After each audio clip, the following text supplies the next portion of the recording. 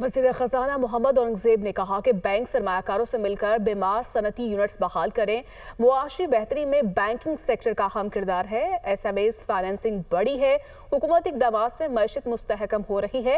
حکومت نے اپنے اخراجات میں کمی کی، گردشی قرضے کم کر رہے ہیں، مقامی اور بین الاقوامی سرمایہ کاروں کو ساتھ لے کر چل رہے ہیں۔